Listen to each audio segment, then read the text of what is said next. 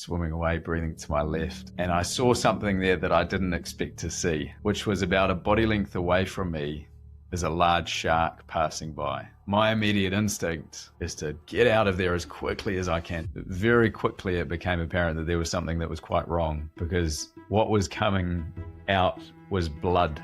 Like, it was literally just red blood. If I had been doing this purely for myself, if I had no other people that were relying on me, if I didn't have some kind of a bigger mission in mind, I probably would have given up at about 20 kilometers in when I had shoulder pain. But what really kept me going was that there was this bigger purpose that I was doing this for. We said we were going to do it from North Cape all the way down to the political capital, to carry this message, to carry the voice of the communities as we went, and actually getting that done was special. We've talked about the walls you faced in the 2.8K swim, in the marathon swim, in the Cook Strait, in the longest continuous ocean swim. For that staged swim, what edge did you find yourself pushing that you hadn't pushed previously? Hello, my name is Kyla Colbin, and welcome to Hunger and Heart, a podcast on the intersection of wild ambition and fierce compassion.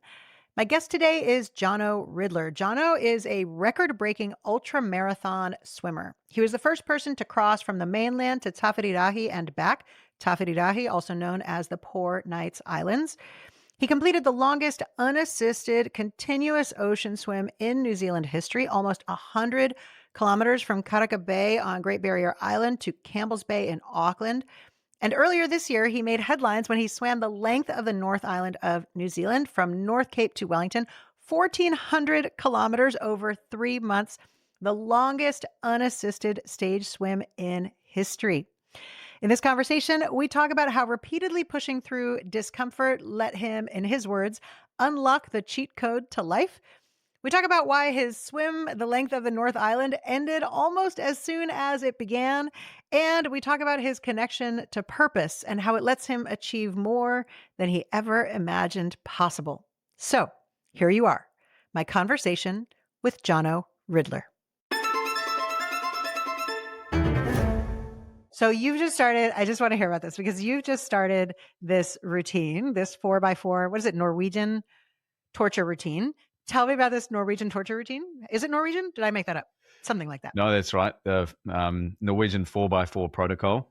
And it's 4 minutes of all out, go as hard as you can, high intensity, and then 4 minutes of easy exercise. And you do that 4 times. And so I've started incorporating this into my weekly training, and I do it on the air bike or assault bike. Some people might know it by that name as well. And it is brutal. It's really hard. Even within the first 2 minutes of the first interval, I'm, trying to catch my breath and my legs are burning up. And then you've still got another 2 minutes of that interval plus the other 3 that have to come. But it's a great way of building VO2 max and building your heart strength as well.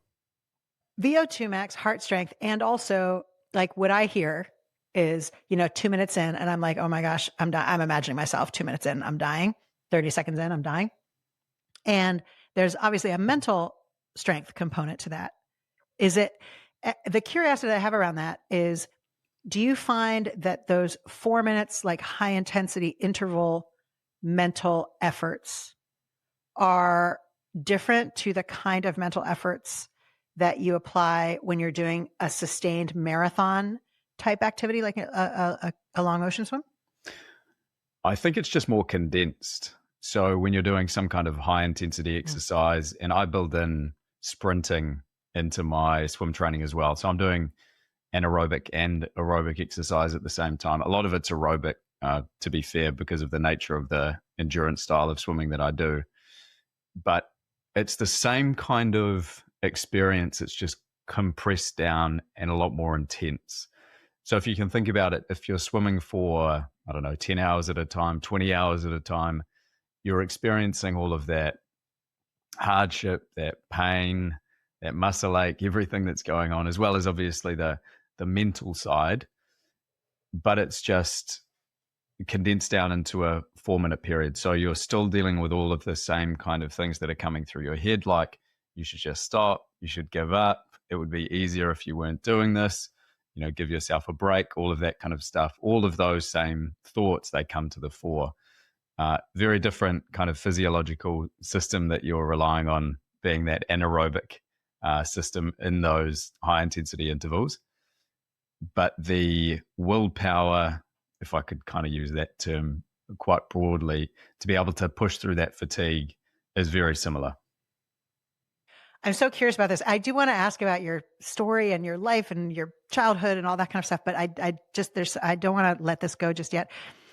There's a thing there of like that voice saying, you should give up, you're too tired, whatever. And look, most of us are never going to approach even a tiny fraction of the kinds of physical endurance, feats of physical endurance that you have accomplished in your life. That being said, that voice is a voice we're all familiar with. I hear that voice every time I go to the gym, to the pump class at QE2 or whatever. And there is a thing there for me of like the training to recognize that voice is just a voice. It's not the truth, capital T truth. It's not fact. How did you teach yourself that? Because I don't know that it is just like a willpower thing. There's a thing there of just knowing that voice is a thing that's going to happen and not taking it too seriously. Yeah, I can't remember back to a specific moment where it was like, oh, this voice is happening. But through my training, and this is going back probably 10 plus years, I recognized that it was a voice that was coming up. As you say, it's not exactly your voice. It's just a voice that's coming out of almost seemingly nowhere and saying, you should give up. This is, what are you doing? What's the point of all of this?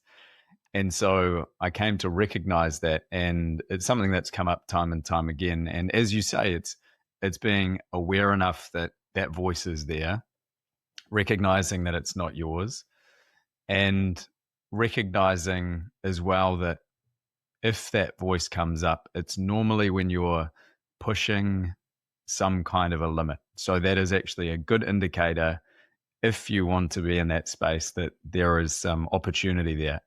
So you have that opportunity in between that kind of stimulus response to reframe it in that way. And over time, and I think the only way that I've been able to do this is just by like repetition over years and years, recognizing that voice many, many times. And I'm still here. I'm not dead. And I have been better as a result of it as well. Like I'm physically stronger. I'm mentally stronger because I've got to that point where that voice has come forward many times and kept on pushing. And if you do that enough, it's kind of an expansion effect, right? You expand what is possible. So where that voice might have been coming here before, on the edge of this circle that I'm making with my hands, that circle expands over time. And so the voice starts coming out here instead. To me, that's quite exciting. You can actually feel quite viscerally that feeling of, there is expansion, there's development, there's growth that's happening when you're facing into that. Okay, first of all, you're such a good podcast guest because I love the way you just described what you were doing with your hands for the folks who might be listening and not watching us. It was so good. Second of all, I love the description you just gave. That voice comes when we're reaching an edge. And what came to mind for me when you said that was, I'm gonna give this a try, and I'll let you know how I go. I might give this a try tonight when I go to gym. I'll let you know how I go. But when I hear the voice, to tell myself to imagine that it's actually speaking a foreign language, and it sounds like it's English. And if it were English, it would be saying, you should give up. It's too hard. It hurts. Just take a break now. But actually it's a foreign language. And in the foreign language, if I were to translate it, what it's saying is you're about to break through this awesome like barrier and achieve something more than what you realized was possible. Nice. So it's just a totally different message. And then the other thing that I just heard in that from what you said, which I think is so powerful, is you've had enough experience of hearing that voice, having those doubts and pushing to achieve something that you know what lies on the far end of pushing through that voice, which is, I think, when I do research into like stillness practice, meditation, things like that, the premise is not that those voices or those messages disappear or your mind quietens. The premise is you recognize, oh yeah, I can tell myself that I should quit, that I'm too tired, that it hurts, whatever. And I also know I'm not going to die. Like you just said, there is growth to be found on the other end. And I can hold on to that visceral certainty because I've experienced it so many times before through that repetition. Correct. And I want to hear about let's start at the beginning. You were not, go ahead. I was just going to say, the only way I think that you get to that place as well is through the training, through the repetition of it.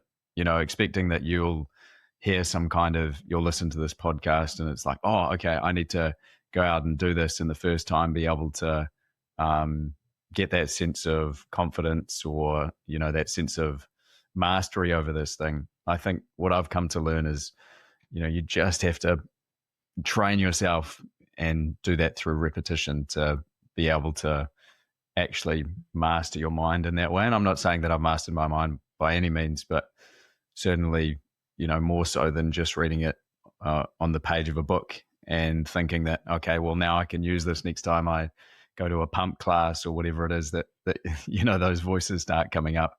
It's something that has to be, I think, trained in real time and repeated many times before it actually becomes instinctual and a part of who you are. Yeah, it's the difference between the kind of cognitive, intellectual knowledge or awareness of something and the visceral, like I understand this in my bones, like I have the lived experience of it, and therefore it's kind of that certainty that comes with it. Yeah, exactly. Talk to me about your childhood. You did not come out of the womb swimming. You were not a swimmer to begin with. Tell me what's the Jono Ridler origin story? Well, I am the third of four boys. I grew up in Auckland, New Zealand, and was raised in various different parts of Auckland, but had quite an outdoorsy life, as outdoorsy as I guess you can in a city. We always lived next to the bush growing up, and so I'd often go out and make huts in the bush and go exploring, go down to the creeks and watch out for eels or glowworms or whatever was happening around there. So the outdoors was always a big part of where I lived, and then being able to go around different parts of the country, whether it was up north or the Coromandel or, over to Great Barrier Island, which is where my parents met, and having a lot of experiences around the ocean in particular. We'd go out to Piha or Muriwai or Katikati every Sunday over summer and get bashed around by the waves. And, so the ocean was a big part of who I was growing up in the outdoors, but I wasn't much of a swimmer. I'm 5'8" now, so I'm not exactly like built for swimming. I'm not an Olympic swimmer frame. I've actually got pretty good ratios, as it turns out. My arms are quite long versus my torso length, but that's another thing entirely. But swimming wasn't really a sport that I liked growing up either. It was something that I did because, it's great to learn how to swim and how to be comfortable in the water. And it really set me up well for my ocean experiences. Did you swam as a kid? I read somewhere that you got a treat when you swam as a kid. Is that that was what kind of got you to do the swimming? Yeah, I mean, it was a good incentive program, right? So did these learn to swim lessons, and on the back of it, I didn't really enjoy it. And my mum would buy me and my brother a raspberry twist for making it through the session. And so that was a nice way of keeping us going and getting us to the next lesson.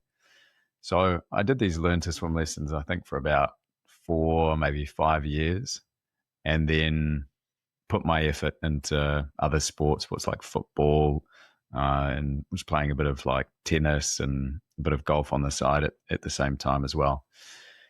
But I didn't really think that I would have any kind of other experiences with swimming later in life, like outside of obviously being connected to the ocean. That was, I didn't really see any kind of a future with swimming in my life. And that kind of changed when I was in my early 20s. How so? So I didn't want to go too far past the childhood in case you wanted to go into that a bit further, but I'll tell you keep going. I'll interrupt you if I got questions, but or I'll come back to it, but keep going. Yeah, cool. So when I was 20 years old, I moved over to Canada and I spent a ski season over there. I was basically being a snowboarding bum in Banff, Alberta, which was an awesome place to be. And one day, it was a few days after my birthday, so early January. I'm up the local ski resort, and I think it was about minus 20 that day. It was a proper cold day, and I was in the snowboarding park, and I was trying out a trick, and it didn't quite go as I would have hoped. I fell badly onto my right shoulder, and I just felt it pop straight away. And what had happened was my collarbone separated from my shoulder. I picked up what's called a grade 3 AC separation. I was taken to hospital, obviously. Was a bit silly and tried to snowboard on it too early and all the rest of it. Anyway, I came back to New Zealand and I ended up using the pool and swimming to rehab my shoulder. And then later that same year in 2011, I signed up for an open water swimming event. And my brother and my dad were doing this thing. And I don't remember exactly how it came about, but I think they must have asked me, is this something that you want to do? Or I just put myself forward for it. In either case, I ended up signing up for this thing as well. And I'd done a little bit of, open water swimming around like Point Chev Beach, but you could always touch the bottom of the ocean. And so the idea of swimming across Auckland Harbour, which is what this swim was, just seemed completely crazy to me. And that was kind of part of it. It was something that would allow me to test myself, and it kind of scared me. So I signed up for it. And then eventually, after a bit of training, I did some more training over at Point Chev Beach, maybe at Takapuna Beach as well. The event comes around, and it started over at Bayswater over at Auckland, and it's a deep water start. So what a deep water start means is that instead of running into the water, all of the swimmers, and I think it was broken up into 5 or 6 waves or something like that based on speed, but the swimmers in a particular wave will swim out to a point in the ocean, not too far. It was probably 100 or so meters from shore, and wait between these two buoys for the hooter to go. So I'm bobbing there and kind of thinking about what comes next. And I've never done one of these events before. And then the hooter sounds and we get going. And the start of these things is just absolute chaos. Like there's bodies all over the place. There's arms and legs everywhere. I was getting kicked and punched in the face. Like I'm swimming over the top of people. It's just crazy. And I'm going, and at about 100 or so meters into it, and I could kind of feel this building. I have to stop because I was having a panic attack in the water. So, with the tightness of my wetsuit, with the breathing, with everything that was going on, thinking about the distance that was to come, I was just forced to stop and catch my breath and try to calm myself a little bit.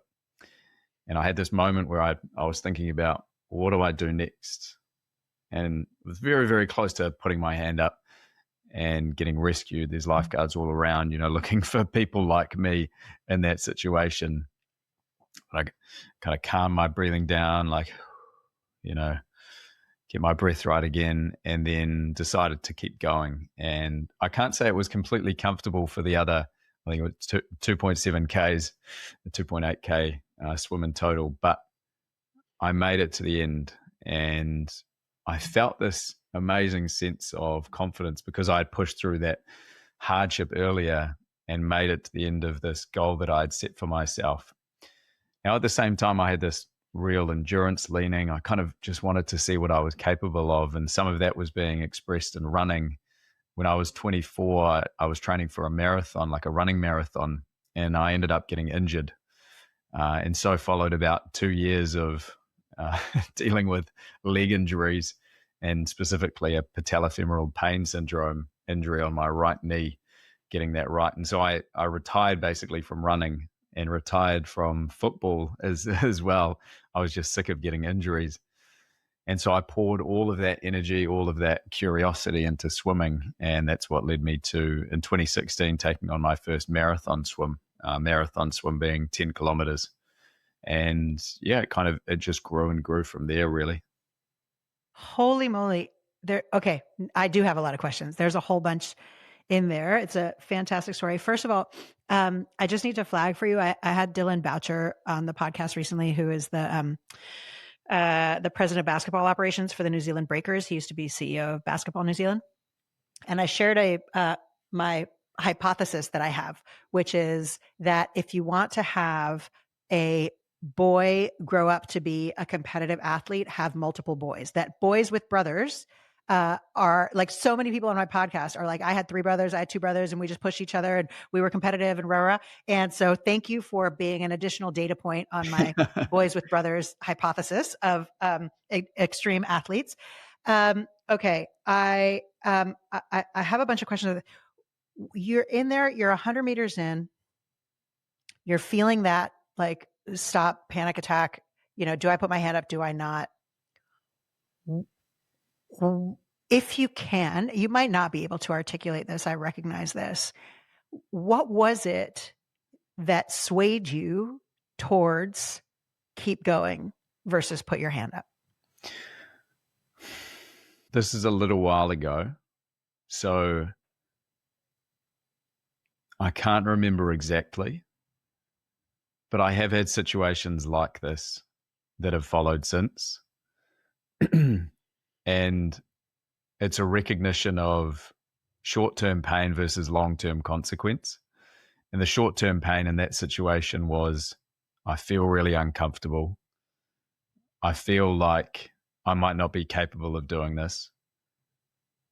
But the long-term consequence of that is that I've given up, and that's going to hurt me more in the long term than the satisfaction or the ease in giving up in the short term. And that equation is something that I've come back to a lot. And I can't say exactly, but I suspect it was probably something like that was going through my mind at that stage. Can I just say on that, I'm so glad you said that, because one of the things that I talk about a lot in the programs I run is the fact that we as humans tend to be absolutely terrible at assessing risk. And the thing we're particularly terrible at is we put all of our effort, energy, and attention into assessing the risk of doing the thing, and virtually none of our effort, energy, and attention into assessing the risk of not doing the thing. And so, for example, if I have to have a hard conversation with you, I'll be like, but what if he answers like this? But what if he yells at me? But what if he gets mad? But what if I destroy the relationship or whatever? And I don't put any of my curiosity into, but what if I don't have the conversation? I'm going to carry it around. I'm going to get resentful and sullen. I'm going to destroy the relationship. And you've just framed that premise in a from a different angle, but saying the same thing. This thing of like, the short-term pain of doing the thing has to be weighed against the long-term consequence of doing or not doing the thing. So thank you for that. I'm also really curious about the idea of extrinsic versus intrinsic goals. And so I asked you about the raspberry twist, which is kind of a little bit funny, but when you were being rewarded with the raspberry twist, it didn't lead you to feel in yourself that you were a swimmer and it was your thing. And then, later in life, you have this injury, so you're swimming for rehab, and that space of doing it for this different purpose maybe created an opening for, I'm totally pop psychologizing here. I have no idea if I'm on any kind of track that's useful, but I'm curious about your thoughts on this idea of like shifting from, I'm not really a swimmer, I do it because I'm signed up for the program and my mom takes me and my brother and I get a raspberry twist at the end, to, oh no, this is now part of my identity. And at that stage, I don't think it was completely part of my identity, but I think what was starting to emerge and starting to form was that I'm somebody who doesn't give up. I'm somebody that keeps on going when things are hard. And so that was expressed in swimming. And there's other kind of benefits that you get from doing it as well. There's like endorphins that you get from swimming. There's like I've referred to this a couple of times, but that sense of confidence, like, that it is a real kind of feeling that you get. And that's that intrinsic reward that you're talking about. Extrinsically, like, I don't know, you might get a medal at the end of a swim race in a nice photo or something like that. But for me, it's always been about the intrinsic reward. That's what is really sustainable and long lasting ultimately. Amazing. We are going to come back to this conversation because I saw something you wrote recently about purpose. But first, I want more of the story. Marathon. Tell me about your first 10-kilometer swim. Oof. Yeah, so if I couldn't do a marathon run, I was going to do a marathon swim. And it naturally built up from what I had done. So I did a few of these like 3K type distances. I did a almost 5K from Rangitoto to St. Heliers. I think that one's 4.6. There's not really anything in between that. So the next distance that was available was a 10K. I was like, well, I got to give it a crack. So trained hard. The first year that I tried to do it, actually, it was kind of weathered out. There was some big chop, and so went up to the start line and unfortunately got called off then and there. So trained again for the next year, and I was feeling quite ready for it. Well, at least I thought I felt ready. For the first 5 or so K, I felt really good. And then it got to about 7K or so into it, and I hit a bit of a wall, which is really interesting because it's very similar to around where you'd hit the wall in a running marathon as well. People talk about that at about the 32K mark out of a 42K marathon. And so the last 3K, my buddy Sam, he was kayaking for me, and he said it was like he could see the life leaving me in those last 3K. So it was tough, made it to the end, and again, really felt this sense of possibility. It was like I had set this goal for myself to do this. I'd worked through some of that hardship in executing against it. And then it was like, well, if I can do this, what else can I do? And then I started looking around for something else that could challenge me and push me a little bit further. And that's when I signed up for the Cook Strait. And that happened within a few weeks after finishing my first 10K. And luckily, I knew very little about the Cook Strait at that stage and what was actually required. And naively signed myself up for it, paid my deposit, and booked an attempt for the summer of 2019. So that might sound like it's a pretty long period of time in between, but the thing with these channel swims, and the popular channel swims in particular, is there tends to be a waiting list because there's actually quite a lot of interest and not that much boat capacity or pilot capacity. And so 2 years or so, say if you're looking at the English Channel, that's not abnormal either. Anyway, it bought me a little bit of time, and then eventually, of course, at some point I had to train for this thing. And so I signed up for a swimming squad. I hadn't been doing any swimming with anybody else up until that point. It was all kind of self-guided. And that was one of the best things that I could have done. My coach at the time, Rick Wells, he said I looked like a washing machine. So clearly there was some technical work that needed to be done. And a lot of cold adaptation in that first year. That final year leading into the swim. I'd go out into the ocean up here in Auckland. It might be, in the middle of winter, like 13.5 degrees or so. I'd go out for a swim on my own, potentially not the safest thing to do, but it was really just adapting to the cold as best as possible. And so I'd go out and swim for about 90 minutes to 2 hours, get out of the water. I'd be shivering all over. I'd have like a bottle of warm water that I'd pour over myself. Not the best thing to do, by the way. And then I'd get back in my car. I'd start driving, and the music was at like 1.5 speed just because my senses were just, a little bit out of whack. I'd get back home and jump in the shower. Anyway, all of those things that I just said are not things that I would recommend to any kind of swimmer to do, but it forced that adaptation, and that was really good for me, alongside, eating whole cheesecakes and donuts and cookies and all kinds of crap to put on weight. So it was an interesting journey. And then finally, I'm there at work one day, it's in February, and I get the call from Phil. I think it was about 3 p.m. And he's like, oh, there's a window tomorrow. Are you up for it? Do you want to take it? And I was like, is it good enough? Is it like, are we on? And he's like, if you don't take it, I'm going to give it to somebody else. And I was like, okay, I got to go there. So I hung up and headed down. And the next morning I was in the middle of Cook Strait swimming across it. So it all happened pretty quickly. Okay, so I'm gonna need to hear all that, the story of that actual swim. But first, again, a few questions. So the first thing I'm really curious about is your marathon swim, last 3 kilometers. Your kayaker's like, I can see the life draining out of you. You hit a wall. You're like, this is terrible, and you finish that, and you're like, yay, I should do more of that. Can you talk to me a little bit about that? Not immediately. That was brutal and completely sucked. Let me sign up for the Cook Strait. I think there was a little bit of a gap. Like, it wasn't like immediately I was like, oh, I want to do that again. I think after a few days, it was like, you forget about all the pain and all the hardship, of course. I was like, wow, that was a... I think we're pretty good at forgetting pain. Yeah. Especially like if we couldn't forget pain, no one would have a second child. Yeah, exactly. I was just going to say, like, giving birth. Although the gap between having your kid and thinking, oh, I might do that again, is a little bit longer than a few days. tends to be a few months at least. But there was something in it. It was just, it was just so interesting to me to want to see what else I could do.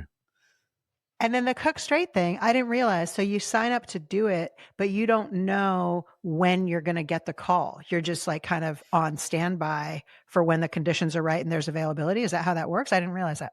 You get given a window. So say it could be across a tide. So generally there's no swims on a spring tide. All the swims will be on neap tides.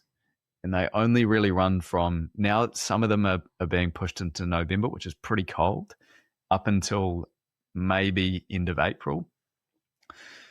And if you get blown out during your tide, you get blown out, as in, there's too much wind or conditions aren't suitable.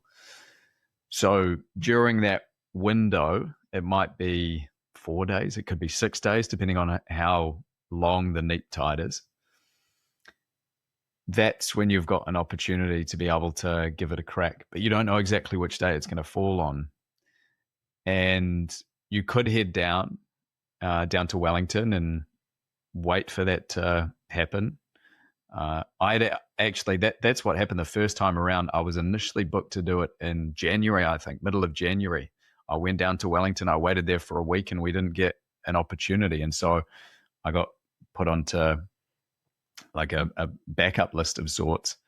And then one swimmer on the first day of the tide, I think it was, tried to get across. Within 2 or 3 hours, got pulled out of the water. And so the rest of the tide from that stage was mine. But then it was like, well, is the weather going to work out? Is it not?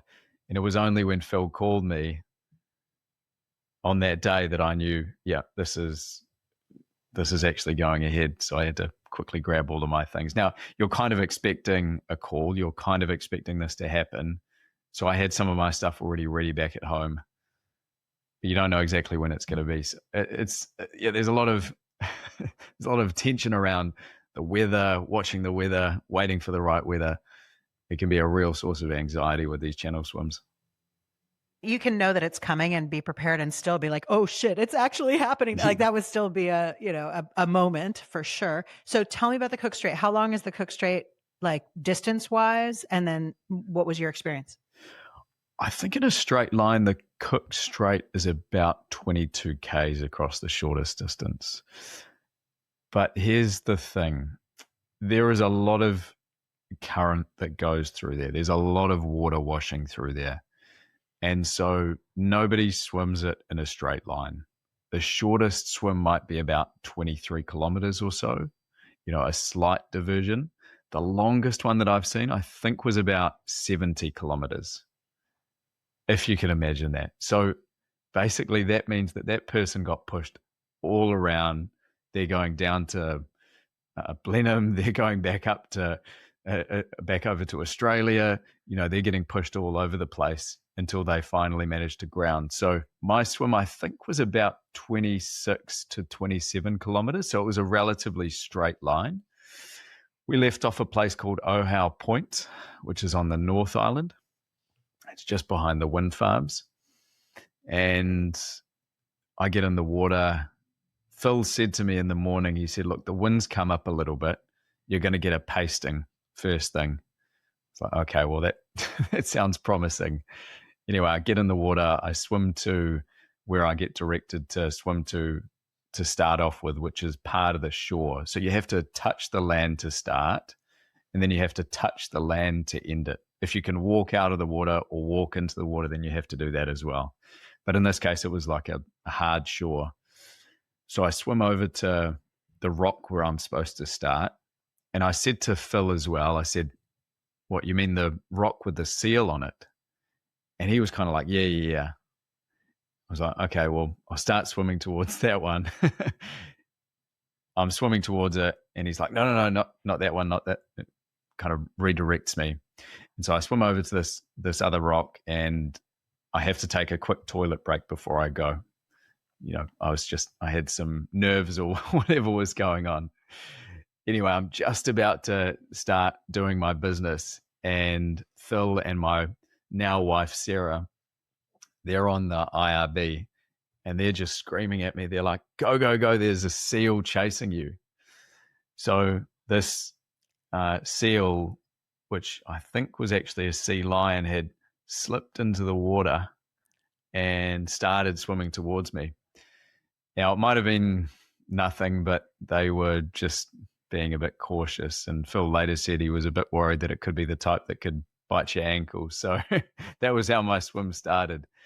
And then as we went out into Cook Strait, we were a little bit sheltered to start off with, but then we were just fully exposed, and we got the full kind of force of the wind that was out there. At the start, it was 20 to 25 knots. And so that meant some reasonably sized swells. And then 90 or so minutes into it, the motor on the IRB stopped working. And so for 30 minutes while I'm swimming in these big swells, he's like, just keep the waves on your hip. I was like, okay, I'll keep the waves on my hip to keep the direction.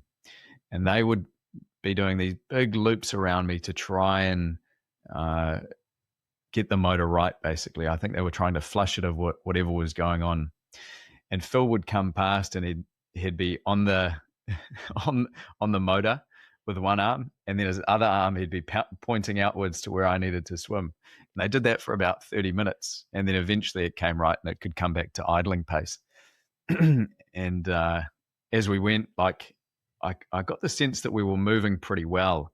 And it turns out in the first 3 hours, I think we covered off 15 Ks, which is a good amount of distance. And then he pulled my head up at that stage. He said, look, we've only got 10K or so to go now. I was like, wow, that's amazing. Like, I had no kind of idea that I'd be that far through at that stage.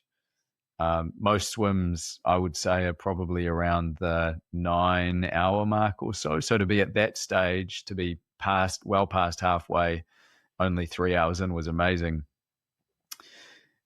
And then, I keep on going. I start getting some lower back pain at a point. I'm like, oh, it must just be muscular pain.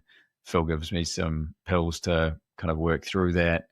And then keeping on going. It's getting colder and colder as I'm approaching the South Island. The temperature's dropping. Eventually make it to the end. Phil's like, hey, put your head up. This is where you got to swim to. And I was so busy avoiding looking at the land, because psychologically that can be pretty damaging, like looking where you're going and it's not coming any closer. So I was trying to avoid doing that. And then all of a sudden the South Island was just there. He's like, swim over to there, touch the rock, and you're done. And I was like, okay, yep. So I did that, went back, and I was like, is that it? Are we done? He's like, yep. He was like, awesome. And that was the end of it. And that turns out that lower back pain that I had was kidney pain. And I don't know how far into the story I should go, but I'll give you some of the gritty details. So I got back to our accommodation, which was my auntie's place, and I go to the bathroom and go about my business. And very quickly it became apparent that there was something that was quite wrong, because what was coming out was blood. Like, it was literally just red blood. And so I drank about 3 liters of water. I have to ask, are we talking number ones or number twos? Number ones. Okay, I'm sorry. I just I need the detail. Okay. So you're peeing blood. Okay, that Yes. not optimal. Go on. Not optimal. And it was just, it wasn't even like, if you eat beetroot, it's kind of like an off color of red. It was like a rich red. I was like, this is not great. Something is not quite right here. Anyway, I ended up drinking a whole lot of water just to see if that would do it. And then by the next morning, it was fine. And that was my Cook Strait experience. I ended up finishing in 6 hours, 22 minutes, which was, I think at that stage, like the 7th fastest time. I had no kind of expectation around time coming into it or anything like that. I got some really good advice about that. Just go out and see what you can do. Don't tie yourself to any times or anything. And I was just stoked to have finished it. And again, like that first 3K swim, like the 10K swim, but this was just on a whole nother level after all of that training that I'd gone through, after all of the stuff that I had to do to prepare for this thing. It was that real sense of expansion, like I just really viscerally felt that. And that was, I think, in some senses, a turning point for me. I wrote in my journal afterwards that it was like I had unlocked the cheat codes to life. And that's what it felt like to me. It was just like, I felt like whatever I'd done here, I could do in any part of my life. It wasn't just a swimming thing. It was something that was universal. It's that feeling of I'm not afraid of hard things. Like, I know it will be hard, and I know I will suffer in it, and I know it will be painful, and I might have that voice in me, and I might have a pain in my back, and I might pee blood. And I can do all those. I can do hard things because I've done them before. And I have that knowledge about myself. I have that certainty about myself that I'm capable of doing hard things. 100%. Yeah, absolutely. Hunger and Heart is brought to you by the Crusaders Leadership Program. Whether you're coaching under fives or a professional team, we all want the same thing: to build a culture of trust, to get the best out of your people, and to grow players into leaders. The Crusaders Leadership Program lets you get up close and personal with some of the greatest rugby legends of all time. People like Sir Wayne Smith, the Professor, Sam Whitelock, Kieran Reid. You'll connect with a global group of ambitious, caring coaches from a range of codes and backgrounds. And most importantly, you'll gain skills and techniques to drive impact and outcomes for your team. The Crusaders Leadership Program is a 2-week high-intensity virtual experience. It is delivered exclusively online, accessible from anywhere. Hunger and Heart listeners get 10% off the full price of the program. Use the code HUNGER at checkout. You can find out more about the Crusaders Leadership Program at crusadersleadership.com. That's crusadersleadership.com. I have to say, Phil, he had a lot of confidence in you that you could outswim a seal. I know you're awesome. You could outswim me, no question, but a seal, that's pretty bloody impressive. I also just want to make sure that folks listening know IRB is an inflatable. What is it? Inflatable rescue boat. Yeah, IRB is like a boat. Inflatable rescue boat. There we go. Great. Just making sure. Okay, so you go from 2.8 Ks, the panic attack, I'm going to die, marathon, last 3 kilometers, life is seeping out of me, Cook Strait, almost easy, sounds like almost anticlimactic. You're like, oh, we're here, we're done, that's great. But then May of 2023, the longest unassisted continuous ocean swim in New Zealand's history, 100 kilometers from Karaka Bay, Great Barrier Island to Campbell's Bay in Auckland. Tell me about that. So in between finishing Cook Strait and then May of 2023, basically every year, it was every year from there, I kept on following that same kind of playbook in a sense of what are the things that scare me? I'm going to have a crack at that. And that led me to doing some pretty interesting swims in different parts of the country. But it had always been around doing these challenges to understand more about my personal limitations, to grow personally. And then at a point, I thought, well, I can see that there's a bit of a platform that's developing from these, and people are interested in it. There's some attention that's gathered as a result of it. So what could I do? What could I actually use this for that's not self-serving? And what is something that is bigger than me that I can contribute to? And so in 2022, I started to pull this together. Now I'll rewind a little bit, because after, I think it was only a few months after finishing Cook Strait, I wrote about this idea of swimming from Great Barrier Island back to Auckland. It had never been done before, but I just thought it was kind of an incredible way of connecting my past, and also, doing something that had never been done before had a certain appeal to it. So it had always been in the back of my mind, but I wasn't capable of it. And so I needed to develop that capacity and that capability. And so in 2022, I started pulling this thing together, but I didn't really just want to do it for myself. And I had up until that point some amazing experiences out in the water, being able to see some amazing things. And then on the other hand, the other side of that, also seeing some of the bad things that were happening under the surface of the water, and learning more about that, and recognizing that there was a lot of opportunity for us to be doing better in our ocean space, and in particular in the Hauraki Gulf, which is my stomping ground, and that had been my home for so many years. And so I reached out to the chief executive of Live Ocean, Sally Patterson, and had a call with her. They had never done anything like this before, but Live Ocean was founded by Peter Burling and Blair Tuke, both sportsmen and very successful sportsmen in their own field.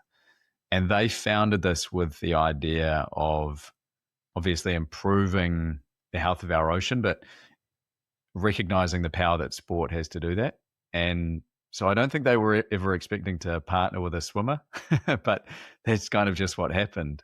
I approached them and they said, well, what do you want to do? Like, what do you need to make this happen? And it ended up coming about that we set this plan. Initially, it was just going to be from the southern point of Great Barrier Island back to Takapuna. Then I said I wanted to make it 100 Ks, so that meant going around Little Barrier as well, because the 100 K, it sounded like an interesting distance and something that had never been done in New Zealand before.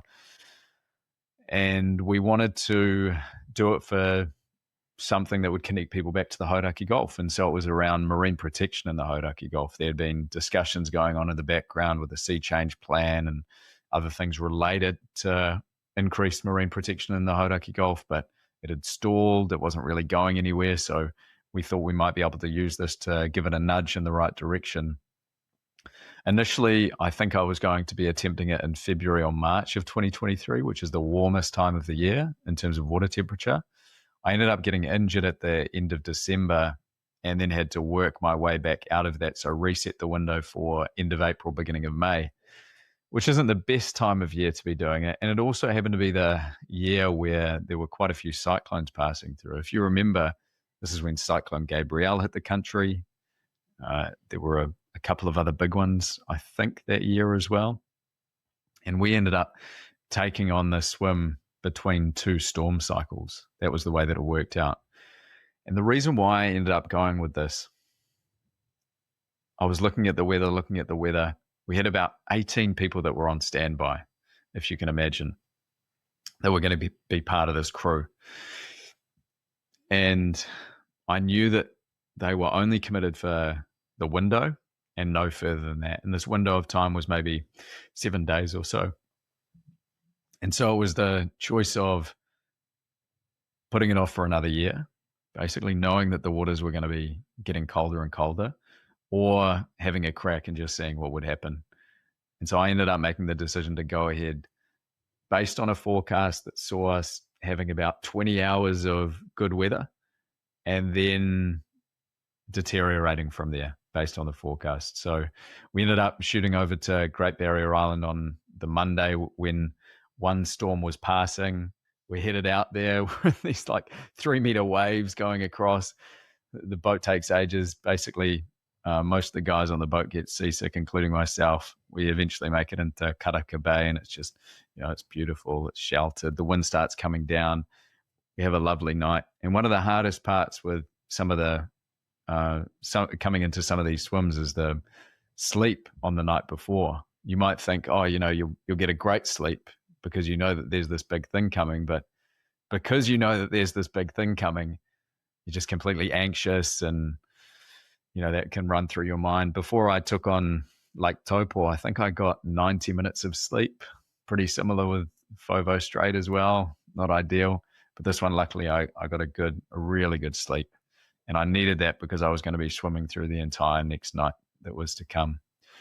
So as we went, swam around Little Barrier, coming into nightfall on that first night. So we started at 10 a.m. in the morning on Tuesday, made it out there. The dark starts setting in, coming around Little Barrier. And then I swam through the night up until probably would have been off Carwo Island, as far through there at about that stage, maybe 50, 60 Ks into it before the morning started lifting. And that was the first time that I'd swum through a night before. So that was, it was interesting for sure. And then the wave started lifting, start going through like Tiri Tiri Passage, coming through there. And then, 28 to 30 hours into it, dealing with some pretty severe pain. My legs had been cramping for a long time at that stage. They ended up cramping for about 40 kilometers or so. I had gut distress that I had to work through earlier on. Get to about the 30-hour mark. The dark starts setting in on that second night. The waves are still lifting.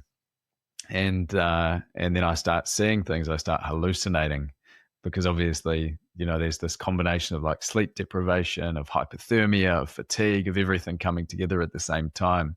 I saw a snowman on the front of the support boat next to me. I saw all this weird stuff underneath the water. And the team were at the same time finding it difficult to keep track of where I was in the water. You had this chop that was coming up. It's dark. I could kind of see me with the glow stick, kind of not. And we were just passing by this area where it was basically cliff face, and so the water was bouncing off the water, off the cliff, and coming back out. And they were looking ahead to that, and they decided to make a safety call before we went to that area, knowing that if I tried to land and touch the rock, remembering that you've got to touch a part of the shore or walk past the waterline if you can to end the swim. So you can't just end it in the middle of the water. So they were looking at that and thinking, well, I don't think that's going to be very safe. It might get picked up by a wave and knocked into the cliff. And so they decided to make a safety call off Campbell's Bay. And they asked me if I was okay to stop. And I said back to them, yes, I don't want to die tonight. And I don't remember saying that. I don't remember saying that at all. But, it was a good call, I think, to finish it off there. So after 99 kilometers, I walked onto Campbell's Bay. And that was the end of it. So have I understood correctly that technically you didn't finish that swim? I did finish it. I just didn't finish what I had set out to do, which was the initial distance. So it was still considered successful in terms of being a swim that could be ratified because of the way in which it was completed. But it wasn't the distance that we had initially set out to do. Phew. Okay. Thank goodness. I was so stressed just then because I thought I was like, oh, he did this swim. And then it's in the records and then I read about it. And then you're like, and then they said, do you want to stop? And I was like, yes. And I don't remember saying that. And I was like, does that mean you didn't finish the swim? But you finished the swim. You didn't do 100 Ks. You did 99. Yes, correct. Yeah, that's right. Okay. And like when you reflect on that experience, and we're about to get into your most recent adventure. When you reflect on that experience, it sounds like that edge of challenge that you've been describing since the beginning of our conversation, that edge of I'm 100 meters in and I'm panicking. Can I do this? I'm 7 kilometers in and the life is starting to seep out of me. I'm 20 kilometers in and I've got kidney pain.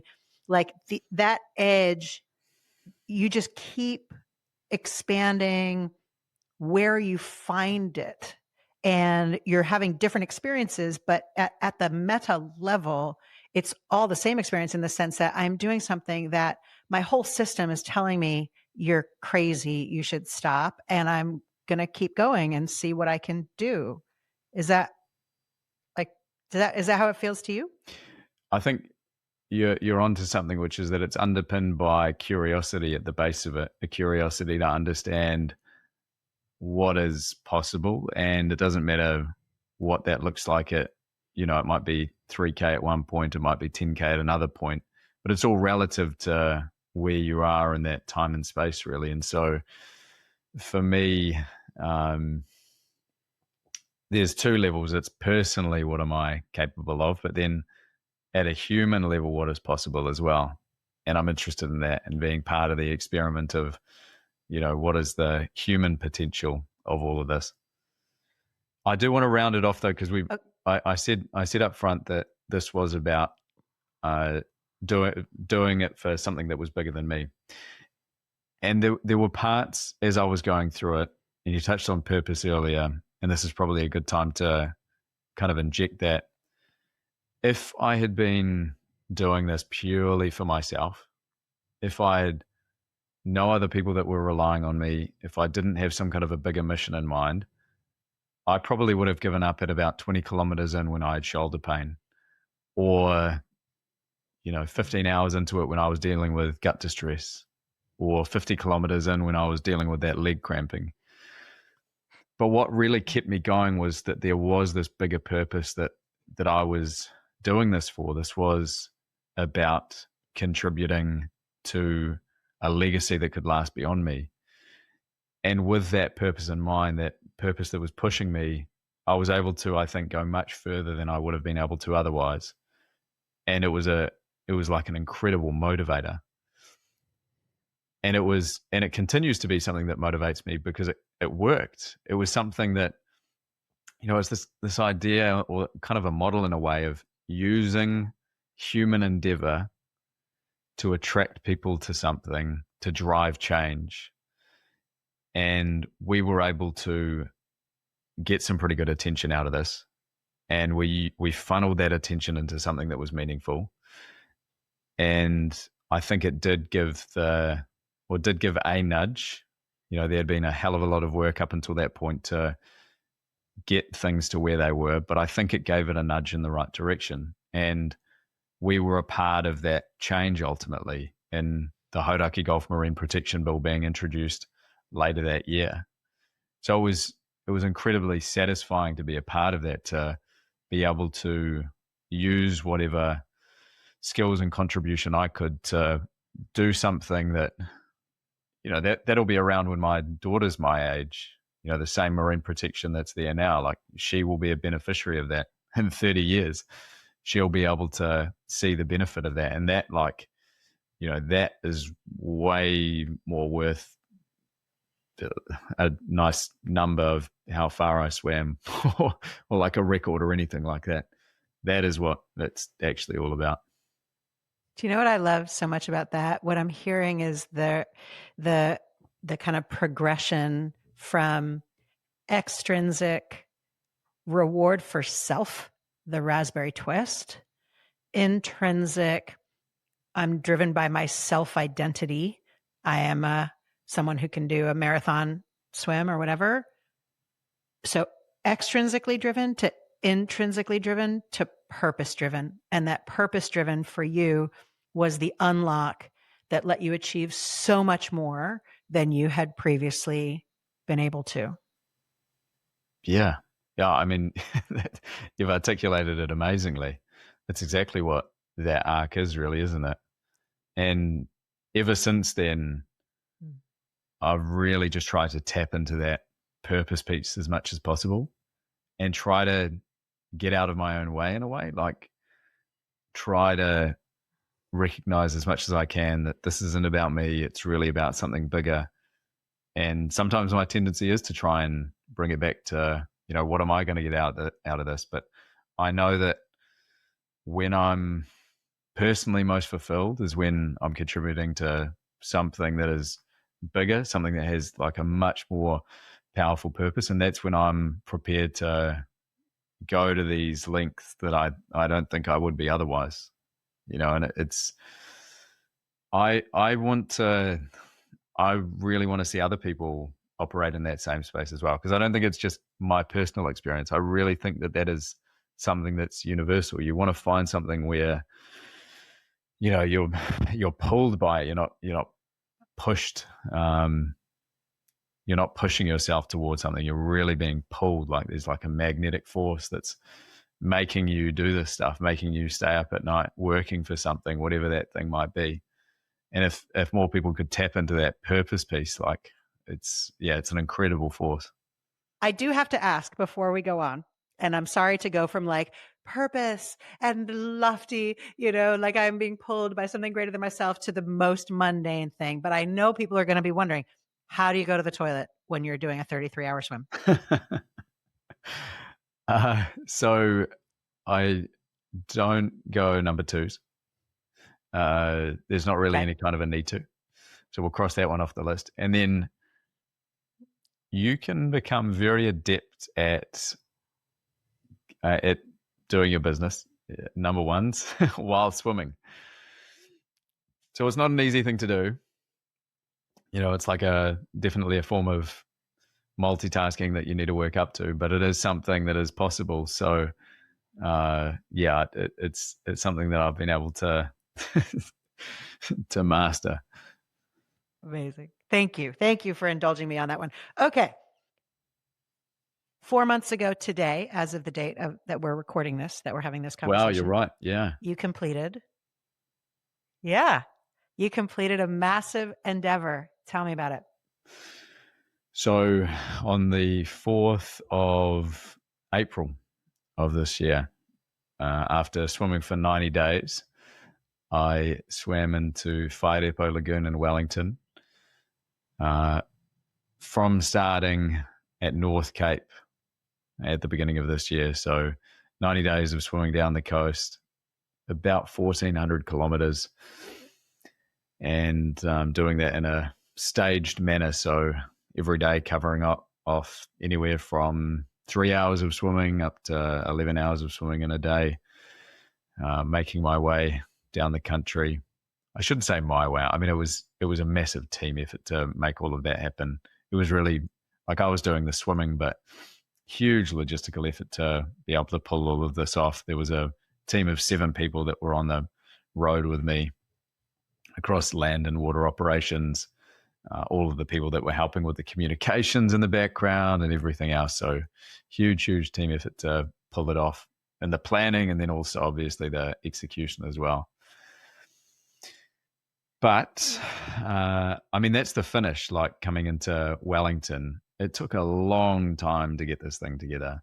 So after the so-called swim for the Gulf, which was the swim from Aotea, Great Barrier Island, back to Auckland, it was recognizing that what was happening in the Hauraki Gulf was not confined to that body of water.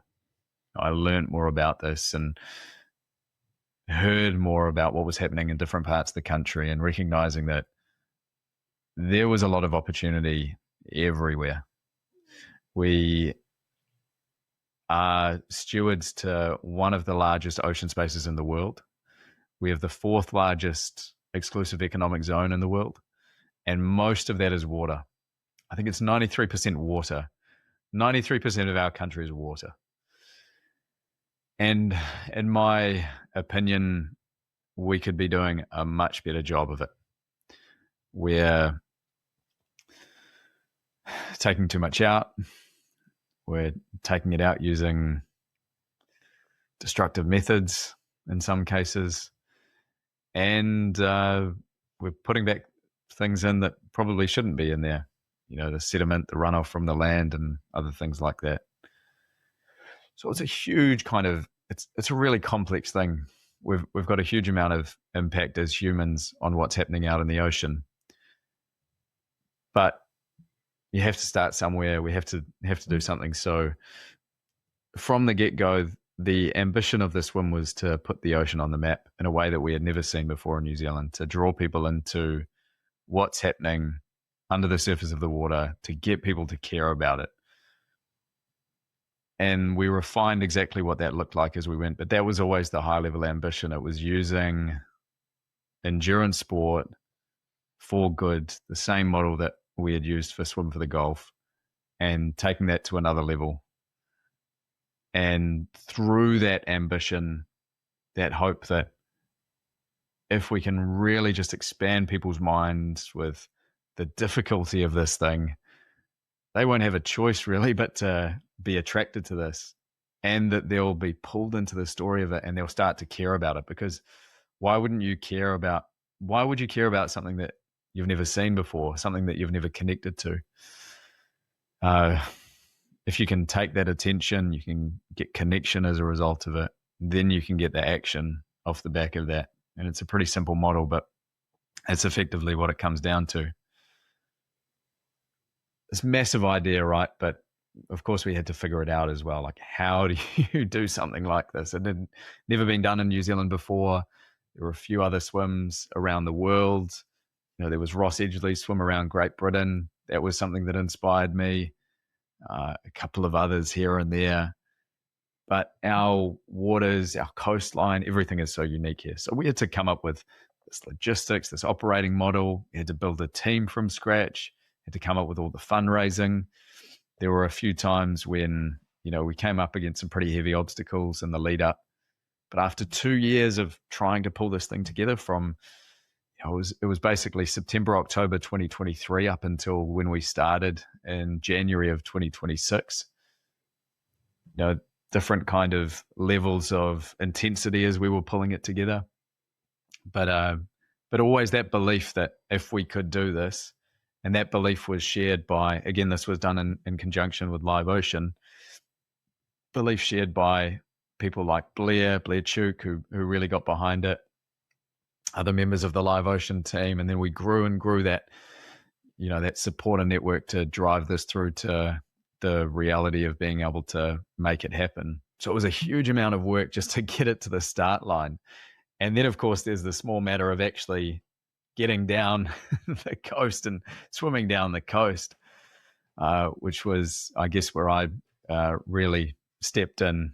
Of course, I was involved very heavily in the planning, but then going from planning to the execution phase and being solely a swimmer from that stage, really.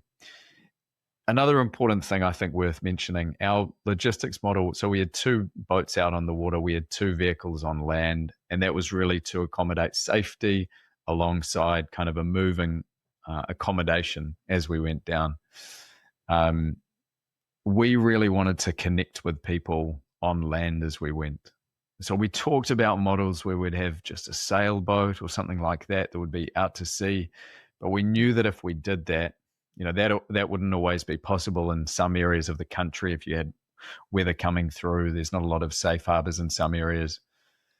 But that aside, we wanted to connect with people down the coast so people could see, hey, this is something that's really happening. They could get behind it and they could join that movement, what we call the snowball. We really wanted to create the snowball effect earlier on.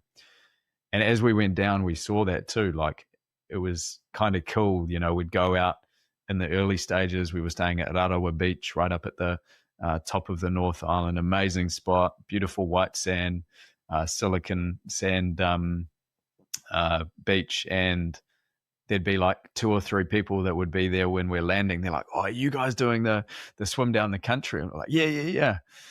And then we could really get the sense, actually, as we went down, that was building. Like 3 people became 5 people, and then it became 10 people, and then it became 20 people. And you could actually like physically see this snowball that was growing. It was growing on social media. It was growing in the media, like traditional media, as we were going as well. But it was so cool to have this concept of what we wanted, to build this snowball, to build this movement as we went, and then to actually see it happening, and like actually have our idea of what we wanted to have happen, not without like a huge amount of work from so many people that made it possible. And again, like communicating, getting it out to people, making people feel like they were a part of the experience. Everybody that was like on the boat, the water safety team, the videographer, like everybody that was involved in it was putting in such massive amounts of effort to make it a success. But when it all came together and we were able to achieve this, it was an amazing thing. And it all culminated in that final day coming into Wellington, where we had thousands of people in Wellington to welcome us in, and just like an amazing sense of unity, connection, just a really special energy. And anybody that was there can tell you that it was just different. It was a special moment to be a part of. For me, it was really special to be a part of this wider energy. I didn't really feel like it was something that we were directing. We were just a part of it. And then walking up to the steps of Parliament after that and delivering a symbol of it wasn't the closed petition at that stage, but to Tama Potaka, the Minister of Conservation, the symbol of what we had done, and taking it all the way up to Parliament. We said we were going to do it from North Cape all the way down to the political capital, to carry this message, to carry the voice of the communities as we went, and actually getting that done was special. And we're still working really hard to try and convert that into something tangible. Our campaign was really around bottom trawling and looking at alternatives to that, particularly so on vulnerable marine ecosystems, seamounts, these very delicate ecosystems. They can take hundreds of years in some cases, if they're damaged by a trawl, to come back to life. Like, it's just devastating. So, we've really focused in on that in particular, and we're yet to see anything tangible, but we'll keep pushing. Amazing. Well, we'll definitely include some links to that, Mahi, in the show notes. I have to ask, and you can tell me to cut this if you want, but when we first met, you told me a little story about the very beginning of that swim. Can you tell us, would you be willing to tell us about the very beginning of that swim? Yeah, of course. Yeah, I can tell this story. So at the beginning of this year, I think it was the 3rd of January. It was the 3rd of January, actually. It was the day after my birthday being the 2nd of January. It was an emotional day because I had to say goodbye to Sarah, my wife, and my daughter, and grab my bags, put them in our car, and head up north. We all went and met up north at our campground at Rarawa Beach. And I remember looking in the back of the camper van that would be my home and just thinking, like, what have I done? What on earth is happening? And then over the next day or so, we took a day just to gather ourselves, get everybody together. So the 4th wasn't a swim day, and then the 5th is our first day of swimming. And we motor over from Rarawa Beach to Waikuku Beach, which is where we started from. And Waikuku Beach is the beach just below the North Cape. The North Cape being our starting point, our named starting point. And we head into the shore, and we're standing there. There's a group of us that are there. There's Ngāti Kuri, the local iwi. There's some members of the team that are there. Some others are back still on the boat that's behind the breakers, behind the surf. There's other supporters that have come in from land. My mum and my dad were there. And we have a nice ceremony out on the beach. And some words were shared between us. People said some nice things. They had a karakia for us, Ngāti Kuri. And I don't remember this, but I was told afterwards, I must have blanked it from my memory, but somebody said in the sharing of those words, they were like, uh, you know, there's a lot of sharks out there. It was like, well, that's really useful. Thank you. But then after that ceremony, it was time for us to go. And up until that point, we had been planning for years, talking about what we were going to be doing, especially in those last couple of days, fielding all of these media calls and all the rest of it. But now is the time for us to go. Now is the time that we like, this is it. We're taking the first step. So I've got sunblock that's been put all over me. I say bye to mum and dad. And then I've just got all of this energy that's kind of fizzing out of me. And I walk to the edge of the ocean before we're set to go. And I'm just kind of pacing up and down. I'm looking out and just thinking about, what we're going to be doing, kind of like facing off in a way to the ocean. Anyway, it comes time where the team's ready and we're ready to have the official send off. And how that's marked is an air horn gets sounded off. So the air horn sounds, and then I start walking into the water. I just take it slowly. I walk as far as I can until I can't stand any further, and then I start swimming through the surf, through the breakers. There's some pretty big surf, getting water all over my face and my mouth, make it out the back of the breakers, and then start turning south for the first time. I'm swimming away, and the chopper's coming in from one direction, the swell's coming in from another. It was a bit of a messy day out on the water, and swimming away, having those thoughts like, what are you doing? What is the point of all of this? All of those familiar thoughts. And I'm like, okay, I just got to keep swimming, work my way through it.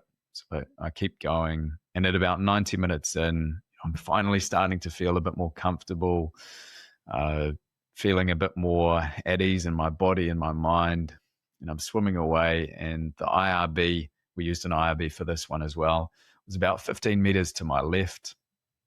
And I'm swimming away and breathing to my left, and I can see it there, swimming away, breathing to my left. And then I take a few strokes and I breathe to my right.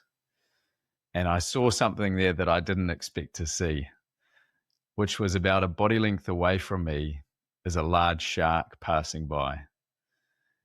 And so my immediate instinct is to get out of there as quickly as I can. So I swam over to the IRB. I got back up on deck, and I was like, man, did you guys see that? Did you see the shark that was in the water just there? And they were like, no, we didn't see anything. Of course, they saw me hightailing it out of there, but they didn't see anything. And so we had a protocol if this kind of thing happened. And our protocol was this. We took a 20-minute pause, and everybody was looking out, looking for like a fin in the water or a dark shape in the water. Couldn't see anything. And so after 20 minutes, I jumped back in the water. And there was a lot of resistance to doing that in that moment, as you can imagine. The instinct to want to stay up on the boat was very, very strong. 90 minutes after that, I ended up getting pulled out of the water altogether. That was the end of our first day after vomiting all over the place. I had this seasickness from the chop, from the swell, from being on the boat earlier, from all of the emotion. So it was an interesting first day. Definitely some things that I didn't expect. And it set the tone for everything that was to come. A different kind of person might have taken it as an omen, but that's a different kind of person. I have I have two more questions for you. Did you have something about the omen? I did actually. So this is a really interesting part of it. So we talked about this afterwards with different members of iwi in different parts of the country, different Māori leaders, and they all said the same thing, which is that this was actually a really good sign, because they're kind of like kaitiaki of the ocean. And of course, I wasn't thinking about that in the moment, but to have that happen, they all said this was a great sign. I was like, wow, that is really cool. That's really special. So I guess, different kinds of ways of framing it up. Of course, I wanted to get out of the water as quickly as I could, but it was actually a really good sign. I genuinely, I think about that. And earlier I was kind of teasing you about Phil thinking he could outswim a seal. But, if a seal wants to get you, it's going to get you. I feel like if you're swimming a body length away from a shark and it wants to get you, it's going to get you. And basically that shark said to you, like, you belong here. Yeah. Yeah. 100%. Yeah. It, if it wanted to do anything, I wouldn't have had a chance. And as you say, like, I've never heard anybody say it that way. Mm. Like, you belong here. You're supposed to be here. You're supposed to be doing this. Yeah. It's cool. Okay. I do have two more questions. One question about the swim, that swim, which is, we've talked about the walls you faced in the 2.8K swim, in the marathon swim, in the Cook Strait, in the longest continuous ocean swim. What, for that staged swim, what edge did you find yourself pushing that you hadn't pushed previously? Yeah, I mean, look, there was a lot that was going on. It's really hard for me to call on any specific example, but I think if I was to look at the major difference, it was holding that edge for such a long period of time. So whereas some of the other ones, they might have been over within a day or a couple of days, this was having to hold that edge for 90 days. And yes, there was recovery that was built into it. There was all of that, but just the relentlessness of the program, that was something that I don't know if I fully wrapped my head around what that would be like coming into it. There was some level of naivety, which is good, but certainly had to deal with that as we were going. And in the background, of course, like I'm getting fitter, I'm getting stronger every single day. Over the first 4 to 6 weeks, we had kind of planned it so that there would be a ramp up. And so I could feel that happening, and I was getting stronger, I was getting fitter. But at the same time, dealing with and triaging all of these different things that were coming up, whether it was the severe sunburn or lip ulcers, mouth ulcers, salt tongue, body pains, like little injuries that are going on, all of this kind of stuff. And one of the main differences, I think, with this is you're really looking at longevity. So if something happens 400 kilometers in, which it did in this case, I was swimming away and then it felt like my wrist just popped. It was like a guitar string, and I was like, okay, that's not great. So on the inside of my wrist just there, and this was just off Opedo Bay. So we're not even that far into it at this stage, still another 1,000 kilometers to go. I was like, oh, okay, gosh, like I'm going to have to work through this for the next 2 months or whatever it is. Luckily was able to work that through and manage that through, but it was really a case of avoiding any kind of project ending injury as much as possible, and anything that might stop us from getting to the end. Because in my mind, I knew that for us to be able to have the impact that we really wanted, we had to do what we had set out to do, what we said we would do, which was to finish in Wellington. And anything short of that was really a failure, and it wasn't going to get the same kind of impact that we could have had otherwise. So staying at that edge for that period of time and trying to manage my fatigue levels, my, injuries and everything else that was going on. Plus, of course, like the team having to manage everything that's going on, like with landslips and flooding and like roading difficulties, trying to find places to sleep. Like it was a lot. It was a big logistical machine that was going on while there was the swimming that was happening alongside that. I'm also hearing in there a piece of it that's like you could call it obligation or responsibility, but that your internal sense of that had expanded as well, because your teams, it sounds like, have gotten bigger and bigger and bigger. And now all of a sudden you've got this massive team. You've got this really public, big ambition. You've got this, this purpose that's gotten even bigger over the time. And this sense of like, the I can't afford to not get this right because there's so much more connected to it now than there had been previously? Yeah, that's a really good perception as well. And I've done that sometimes intentionally as well, building up those layers of accountability because it forces you to be able to go further than you might otherwise go on your own.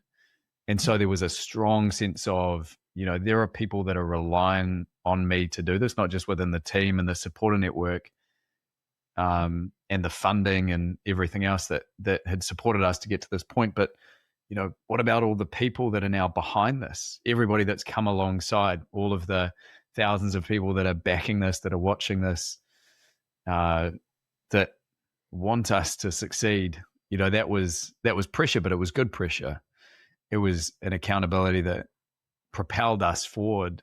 And I think one of my learnings out of all of that is it's actually really good to create that sense of accountability and that sense of pressure.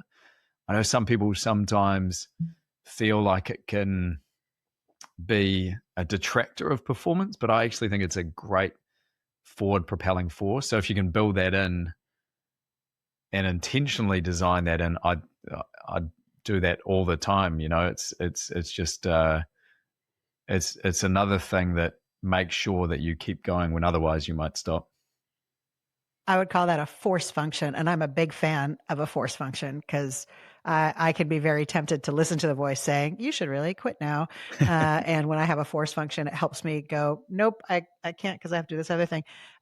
My final question for you, we've talked a lot on this conversation about that voice, about those doubts, about the walls that you've pushed through, about that knowledge that you have in your bones of I can push through it. And in that moment that I have those doubts, that's the moment of stretch and growth and potential. And I feel like someone listening to this might be tempted to think, it sounds like it's just kind of easy for him now, like he doesn't struggle with those doubts or anything like that. And I just want to read something that you wrote on LinkedIn not even a week ago, which was last week. I got hit by a tidal wave of uncertainty. It's nothing new. I've had to deal with this sensation for years. Every time you undertake a novel expedition of any kind, you have to face into huge amounts of it. Every day you're moving forward toward an uncertain future with no guarantee of success. But it's different this time. In the past, I've always had some level of stability. For over a decade, I've known where my next paycheck was coming from. That platform is gone, and it ratchets the level of uncertainty up another level. How are you processing that now? How do you continue to learn how to get better at dealing with those tidal waves of uncertainty? And do you ever get better at it, or do you just get more familiar with it? Like, what's the, for those listening who are like, that's easy for Jono because he's obviously really good at this. Like, how do you do that? I'll give that passage some context as well. So prior to this, up until the swim, I had been working for an organization, and over the last 12, 13 years building up my career. But I finally got to this point where it was kind of this decision of either do I stay with this company and have to sacrifice some of the things that I want to explore, want to do, or now, and it was a little bit binary in the way that it worked out, or now do I go out and try something in a completely different path and see how that works out. So that's where I'm at the moment, and huge amounts of uncertainty. And I have no idea exactly how it's going to work out on this new path. I don't really completely have a set direction yet. I'm working through what's in front of me and then working to the thing after that. And I do really relate that back to some of the expeditions because I think it's just an easy analogy for me. Like I've had to pull these things together. Yes, I've always had a sense of stability and security in other parts of my life, but there's always been uncertainty, and it's just recognizing. And I've had to go through this as well, right? Like recognizing uncertainty isn't a bad thing; it's actually a great thing because it means that again, you're in a space where you're doing something new, you're operating in the unfamiliar, and that's where the learning and opportunity is. It feels really, it doesn't, it feels like it's not safe. Like it, you're kind of fighting yourself a little bit. And so it's good to have some kind of safe area, I think, that you can come back to, that you're not always in uncertainty, that you do have some kind of balance. Maybe it's some friends, some connections, or something that you can do where you feel like you've got some kind of level of control. But I feel like uncertainty is that space that there's a lot of potential for outsized rewards if you can keep on pushing down it, if it aligns with your purpose as well. I think that's a really important point. So, no, I mean, look, I struggle with it, absolutely. And I've learned to recognize that if I'm operating in that space, if I'm feeling a bit uncomfortable, then that's a good thing, and that there's normally a lot of benefit that sits there on the other side of that. So I have no idea where things are going to go over the next 1 year, 2 years, wherever in future, and I'm interested to find out. And I'll be battling through and working through that uncertainty and trying to make it my friend as much as possible as I'm doing that. Yeah, it'll be a fascinating ride. Well, I am so stoked to be following along on that ride. Jono, this has been such a fascinating conversation. Thank you so much for taking the time to chat with me. Honestly, like, it's gone super fast. I could easily spend hours because I could dig into like every one of those experiences that you've just shared. Thank you so much for being so generous with your time and with your story. Awesome. Thank you so much for having me. That was a real treat. Thank you. Thank you so much for listening. What a dude. I mean, like, I'm in awe. The thing that stood out to me was that the discomfort for him never went away. Like, it never changed. It's just the challenges got bigger. He found his edge. He kept talking about that edge growing further out. And the actual, like, I am going to do the hard thing was the same, whether the hard thing was a 2.8 kilometer swim or a 100 kilometer swim or a 1,400 kilometer swim. Like, such an interesting concept. And one of the things it says to me is that each of us can look for that edge in our own domain, wherever we're at. It reminds me of the cyclist Greg LeMond, who said, it doesn't get easier, you just get faster. Please do let me know your feedback. You can reach me on hello@kylacolbin.com. Those emails do come directly to me. I read all of them. Thank you so much for all your messages. I so appreciate them. If you are enjoying the pod, please follow us on your social media platform of choice. We are on all of them. And please subscribe to it on Spotify, Apple Podcasts, or wherever you listen. It makes a massive difference for our ability to continue bringing these conversations. Thanks again, and see you next week. Hunger and Heart is created by BOMA and the entire BOMA team, including Tito Bernal, Rach Engel, Hannah Hudson, Johanna Coxon, and me, Kyla Colbin. Thanks for listening.